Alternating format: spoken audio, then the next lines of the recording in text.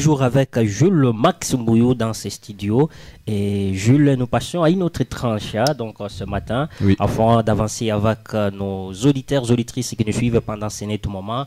Je vois, nous avons le pasteur Baudouin Kabouya qui est avec nous dans ses studios, à qui j'ai dit bonjour pasteur. Bonjour mon frère. Voilà. Est-ce que vous allez bien? Voilà, Jules Max Mbouyo, je vous salue encore. Hein. Merci Cédric, on est encore là. Ah, on reçoit le pasteur Baudouin Kabouya et nous sommes avec lui en direct aujourd'hui. Alors il faut déjà donner le sujet et, n'est-ce pas, annoncer le sujet que nous allons développer aujourd'hui avec les auditeurs. Voilà, chers auditeurs, chères auditrices, venez de comprendre notre invité. Il s'agit de pasteur Baudouin Kabouya. Donc, sans plus tarder, vous comprendrez que le sujet sera religieux. Donc, nous sommes avec lui. Le sujet, c'est justement, dans la Bible, il est dit, au dernier jour, beaucoup perdront leur foi. Donc, à cet effet, nous avons fait appel à notre pasteur afin de nous expliquer un peu comment on doit garder sa foi, un peu nous donner un peu quelques enjeux afin de bien avancer dans la vie chrétienne.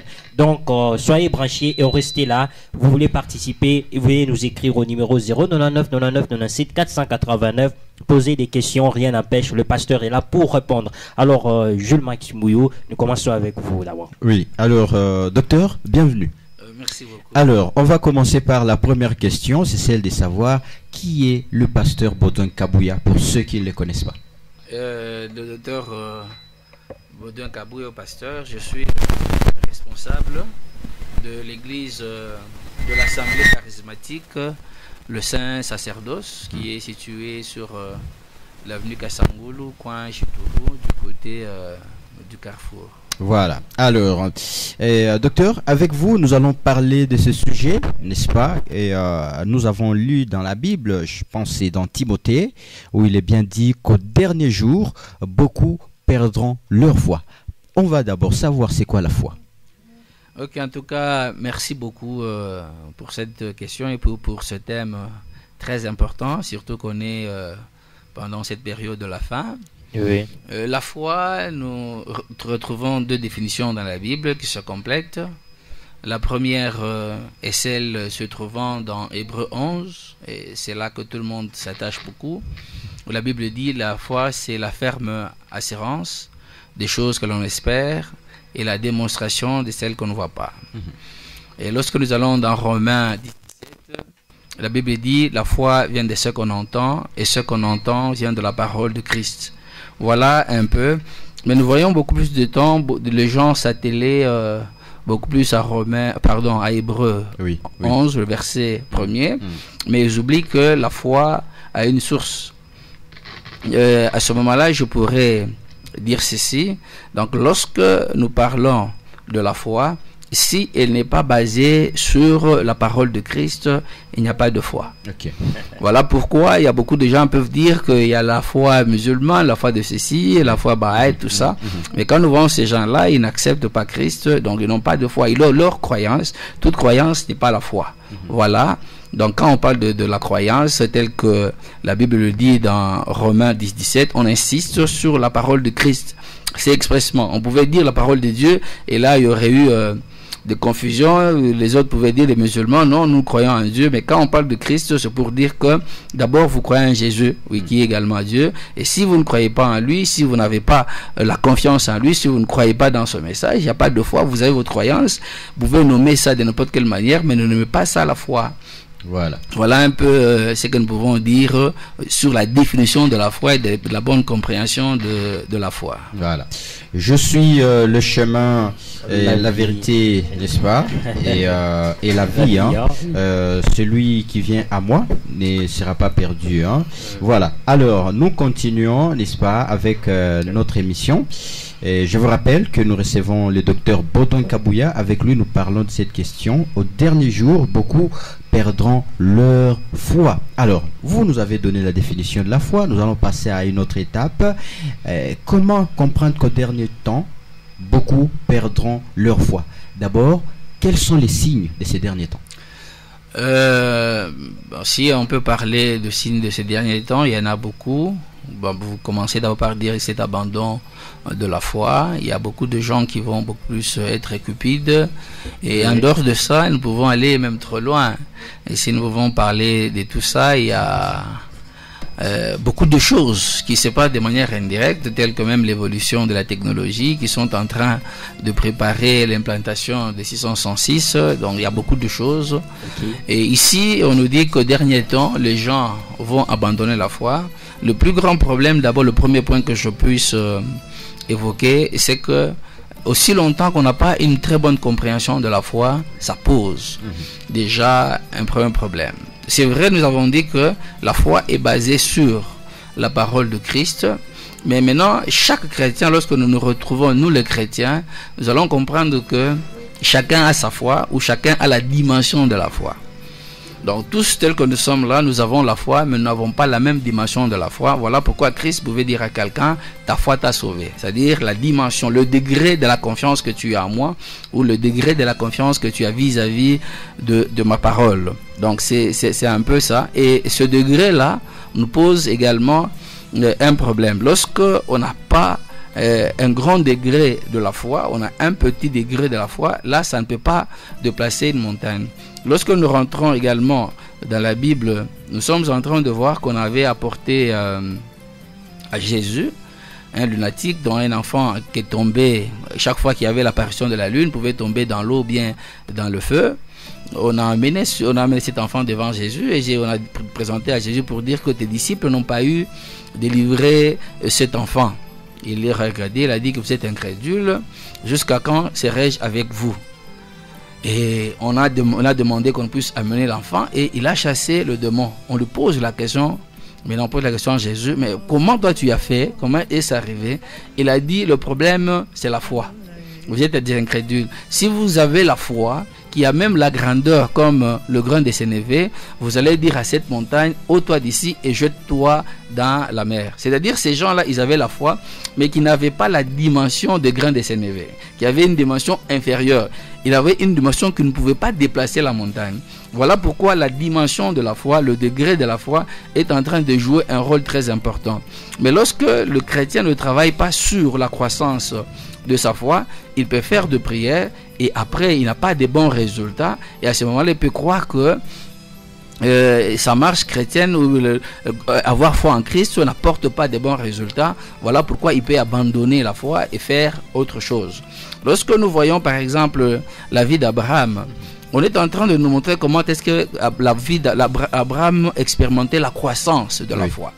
Quand nous voyons la foi d'Abraham, il sort d'abord de Mésopotamie, il avait confiance, il arrive, il connaît des difficultés, il va en Égypte, au point, il avait la promesse de Dieu, nous savons tout ce qui s'était passé, au point même de livrer sa femme entre les mains de Pharaon, et tout ce qui s'était passé, nous voyons qu'il avait vraiment une petite foi, et après, lorsque Dieu est en train de lui dire, après plusieurs années, il lui dit que non, présentement ta femme l'année prochaine aura un enfant.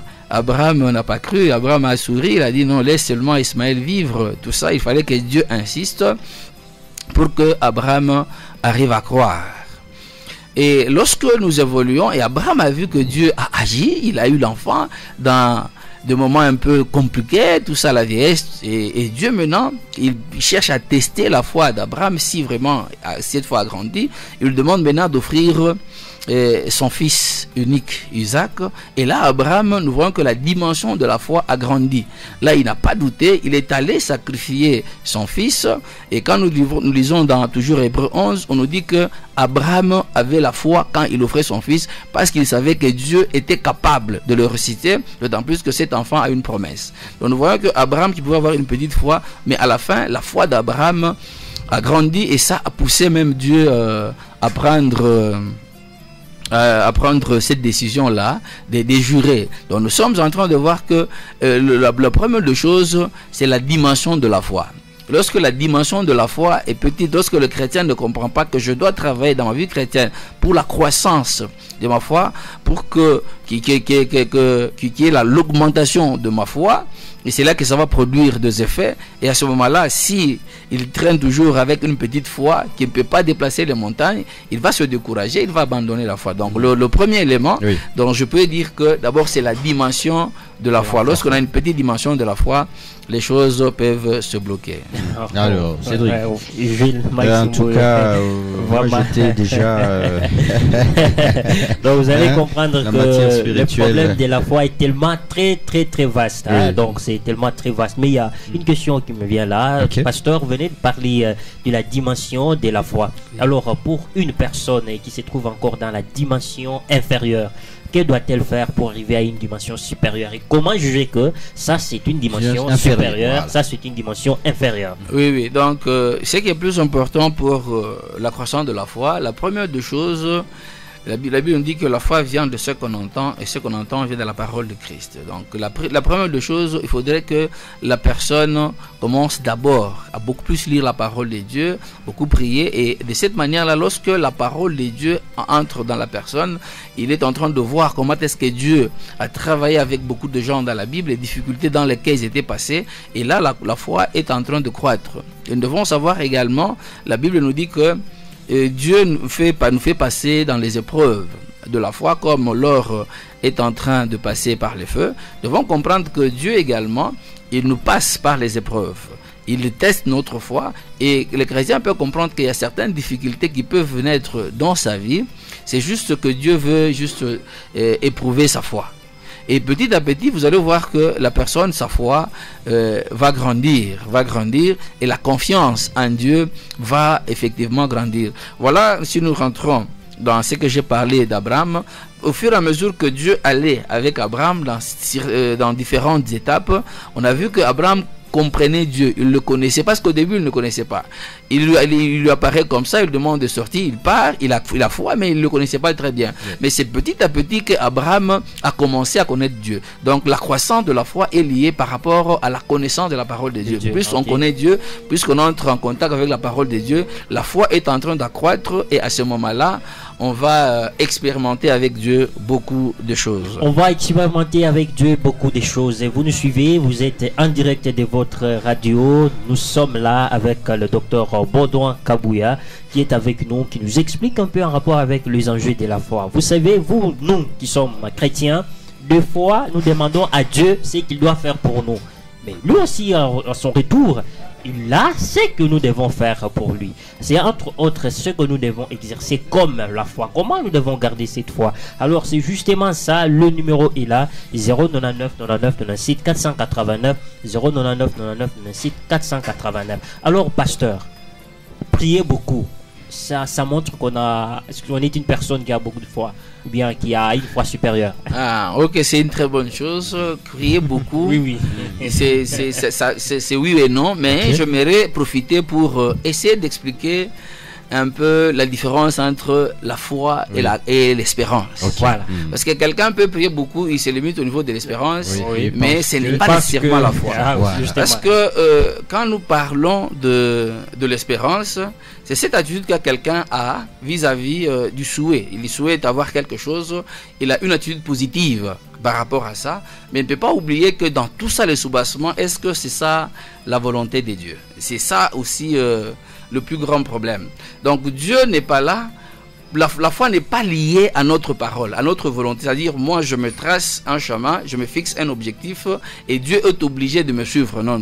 Nous sommes obligés de suivre Dieu. Parce que si Dieu commence à suivre tout le monde, aujourd'hui, je peux demander la voiture, le lendemain, je demande l'avion. J'ai dit que non, l'avion, ce n'est pas le bateau, tout ça. Donc, Dieu ne sera plus Seigneur. Il commencera à nous suivre, nous. Exactement. Donc, à ce moment-là, Dieu doit demeurer Seigneur. C'est nous qui devons suivre. Nous devons connaître la volonté de Dieu et faire notre prière sur base de la volonté de Dieu. Voilà, si on fait une prière sur base de la volonté de Dieu, ça peut appeler la foi, mais si ce n'est pas sur la volonté de Dieu, ça peut être une simple espérance. Quelqu'un peut se dire que, en tout cas, cette chose arrivera dans ma vie. Il entre en prière, il prie même, tout ça, il a l'espérance, mais Dieu n'a rien à voir dans tout ça, et à ce moment-là, il n'y a pas de foi. Et à ce moment-là, s'il n'y a pas de résultat, malgré l'espérance qu'il avait vis-à-vis de Dieu, et que la chose n'est pas arrivé, il peut arriver à s'affaiblir et également à abandonner la foi. Je peux donner un exemple. Oui. Vous êtes ici à la radio, peut-être il y a un poste là de promotion. On a dit, bon, d'abord, on va passer un test. Tout le monde, vous entrez dans le bureau, il y a le frère Jules qui entre, le frère Cédric qui entre. La Bible dit que, donc, si je foule le plan des pieds à un endroit, je le prends pour possession. Tous les deux, en tant que chrétiens, là, vous prenez ce lieu pour possession. Oui. Voilà. Et vous priez, vous n'avez pas de problème de péché, toi, vous priez sérieusement. Or, c'est réservé pour une seule personne. Maintenant, d'entre vous deux, il y a quelqu'un qui va prier par rapport à l'espérance et l'autre va prier par rapport à la foi. Parce que de vous deux, Dieu voit une seule personne. Il doit être là. Donc c'est la personne qui prie par rapport à la volonté de Dieu. Donc c'est lui qui prie par rapport à la foi. Mais c'est lui qui prie en dehors de la volonté de Dieu, c'est juste de l'espérance. Voilà pourquoi il y a le logos et le réma. Nous avons le logos qui est la parole générale de la Bible, comme qui dit que lorsque tu foules les plantes de tes pieds, tu prends l'endroit pour possession.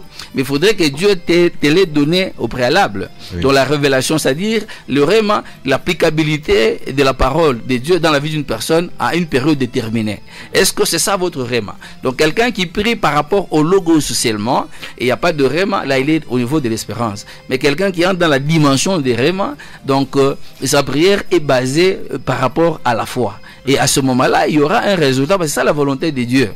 Mais quelqu'un peut se dire, non, pourquoi tout ça, et ceci, tout ça, et comme un pasteur m'a dit que c'est une grande sœur a vu que sa petite sœur était épousée, va voir le pasteur, non, on a tombé na buchakuzi. Maintenant là, je ne vais plus prier, je vais rester d'abord à la maison. Donc si tu te mets à prier, si vous mettez à prier sur ma petite soeur, vous déversez notre onction sur moi, vous ne déversez pas la même onction. Voilà pourquoi donc, tout ça. La dimension d'onction. La dimension d'onction, vraiment. Vraiment. Oui, pasteur, peut-être pour moi aussi, cette question qui me revient là, puisque nous parlons de la foi. Imaginez une personne qui est à la foi en disant, peut-être cette année je dois construire une maison. Et que la personne n'arrive pas à travailler pour construire une maison. Bref, je vais dire, tu as la foi, mais tu ne travailles pas pour avoir ce que tu as besoin. Oui. Comment y arriver? Donc, voilà que dans toutes ces choses-là, c'est très important aussi la maîtrise de la parole de Dieu. Parce que le travail est très important dans la vie d'une personne. Dieu lui-même a commencé par travailler lors de la création. Nous voyons qu'il, lorsque il crée d'abord Adam spirituellement, il leur dit dans Genèse 1:28, soyez féconds, multipliez. C'est-à-dire, il leur demande de multiplier. Pas seulement multipliez-vous, c'est-à-dire ils doivent remplir la terre avec les enfants, mais ils doivent multiplier. C'est-à-dire que Dieu qui a créé des choses, par exemple un manguier, et l'homme, c'est à l'homme maintenant de multiplier. Voilà pourquoi il place Adam dans le jardin, il demande d'abord garde. C'est-à-dire que je t'ai donné 2 orangers là-bas, tu gardes d'abord ça, mais tu dois cultiver, arrive à multiplier, qu'il y ait beaucoup d'orangers dans ce jardin. Donc notre Dieu, il nous pousse au travail. Donc si on ne travaille pas, ça sera compliqué. Voilà pourquoi quand nous rentrons dans la parabole de talent, celui qui n'avait pas multiplié, Dieu l'appelle méchant et paresseux, et il dit que tu ne vas pas entrer dans la joie de ton maître, va dans les ténèbres. Et il y a des pleurs et des grincements de dents. C'est-à-dire, s'il n'y a pas de travail, il n'y aura que des pleurs et des grincements de dents. Et Dieu est content par rapport à ceux-là qui travaillent, qui multiplient. Voilà pourquoi il a dit bon et fidèle serviteur. Donc c'était des bons, ils étaient des bons serviteurs de Dieu, ils étaient fidèles. On leur avait dit d'entrer dans la joie de leur maître, et ils seront dans l'abondance. Donc l'abondance provient de la multiplication, provient du travail. Du travail. En tout cas, merci beaucoup Jules Maxombolo. Voilà, parce que comme nous sommes presque à la fin, oui, moi je vais juste poser une petite question au révérend pour savoir, est-ce qu'aujourd'hui, parce que vous l'avez mentionné tantôt, le fait qu'il y a maintenant beaucoup de jeunes qui s'intéressent plus à la technologie, aux nouvelles technologies de l'information et de la communication, est-ce que cela peut leur détourner d'hériter le royaume des cieux? Il y a beaucoup d'éléments qui entrent en jeu par rapport à ça. Oui. Vous savez, avec le développement de la technologie et sur les réseaux sociaux, vous pouvez trouver un jeune qui passe presque tout le temps sur les réseaux sociaux, il n'a plus de temps pour Dieu. Et là, c'est déjà un problème, parce que la Bible nous dit que ceux-là qui vont persévérer jusqu'à la fin seront sauvés. Donc le salut, c'est pour ceux-là également qui sont en train de persévérer jusqu'à la fin. Oui. Donc là, c'est le premier problème. Et sur les réseaux sociaux, il y a beaucoup de séduction. Oui. Il y a beaucoup de séduction. Et à ce moment-là, ça nous pose également énormément de problèmes.